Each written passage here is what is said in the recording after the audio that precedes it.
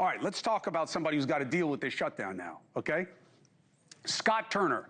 He is the Secretary of Housing and Urban Development. Very, very important in our society. Does not get enough credit for that. Doesn't get talked enough about in terms of what it does. I have Secretary Scott Turner joining us now.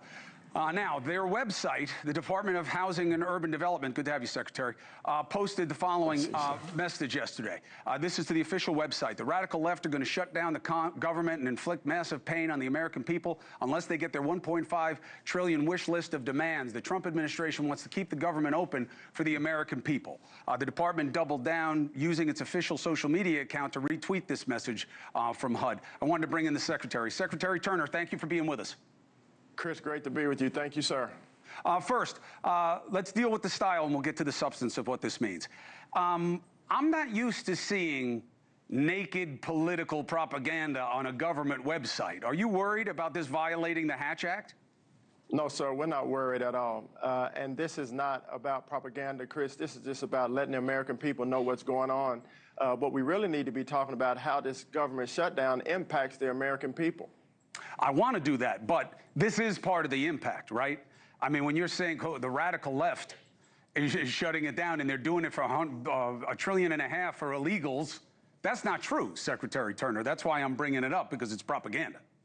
Well, you know what, though, Chris, you look at this, and I've heard all the cries and the outcry and people saying this is propaganda, that it's a violation of the Hatch Act. You know, to me, the Democrats and the far left are using this as a distraction to really deflect from what's really important here, and that's how it's been irresponsible actions on the Hill, and American people are being impacted greatly by this government shutdown. That's what we really need to be talking about. I agree. I'm sure we also both agree two wrongs don't make a right, but let's talk about it. What is happening every day that this shutdown continues, from your perspective at Housing and Urban Development?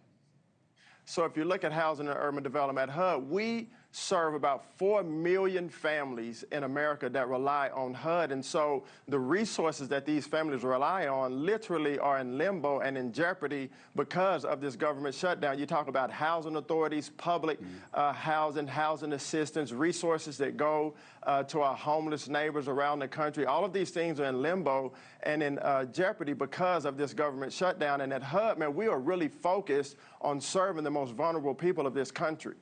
What percentage do you think of people that you serve are on Medicaid? You know, Chris, I can get back to you with that number. No, it's not a gotcha. It's not a gotcha, but is it a significant portion, or is it the minority? You know, I'm not sure. I want to give you a right answer. I got you. I don't want to just throw anything out there because that's not how I operate, but I'll get that back to you. Yeah, no, it's not a gotcha. It's just context. I'm with you. You deal with the neediest people, okay? I mean, you've been doing this a very long time, and that population is vulnerable. My argument is that the people that you're helping are being used to pay for the tax cuts.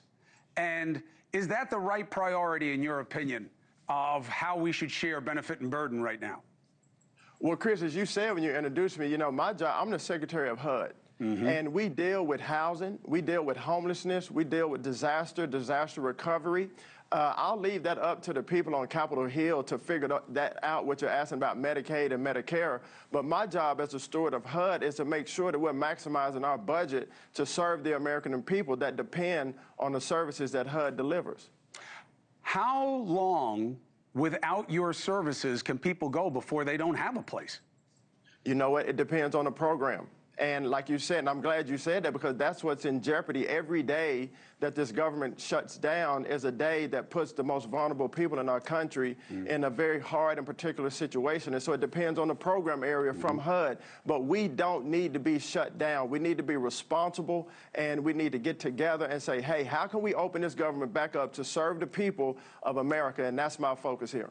And you have people in your programs that are also federal employees and state employees. And if they're federal employees, they're hit twice here. They're not getting the service, and they may not be getting pay if they're seen as non-essential workers. So these are tough times, Secretary, and you already had a tough job. I appreciate you coming here and making the case. You're always welcome, Secretary Turner. Hey, thank you. I'll see you again.